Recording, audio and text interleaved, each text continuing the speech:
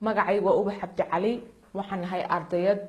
u dooda xuquuqda dadka tabaalaysan siiba dumarka iyo ciyaalka dabajiifka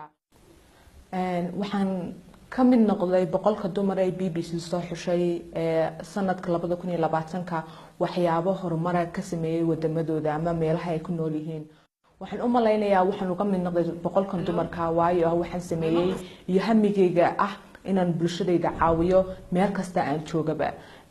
waan ku faraxsanahay inaan ka mid noqdo dumarkan taasina waxa tusaysaa ciyaalka dumarka Soomaaliyeed meel kasta joogaan inay hami yeelan karaan inay wax bedeli karaan inay bulshadooda caawin karaan waxyaabaha igu dhiirigeliyay inaan hawshan qabto ama aan bilaabo waxa weeyaan markaan arkay waxyaabo fara badan oo wadankeenu ka liicsan yahay sida xuquuqda dumarka xuquuqda ciyaalka darbijiifka waayo ayaamo hore waxaan arkay ciyaal yar oo darbijiif markaan la hadlay aan wareystay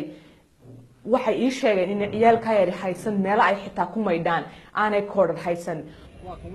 marka taasi anigu waxay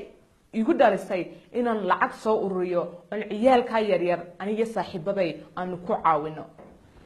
not only that laakiin waxaan u doodaa xitaa xuquuqda dumarka FGM ka wali lagu sameeyo hablaha yar lagu sameeyo waayo gudniinku waa waxaan diinteenu sheegin waa waxaan diinteena meel kaga mid ahayn waa wax dhaqan soo jirana inaga inoo anigu ma ilaawo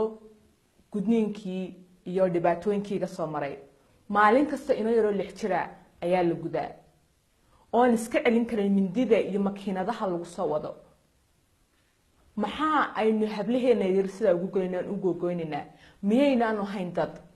marka anigu maanta waxaan ahay dadka u istaagay aan una ogolaanin inay yaro 6 jira oo waxba iska celin karin oo awood lahayn in ay xanuunka nolosheeda wiligeed yaalihi saameynaya ay marto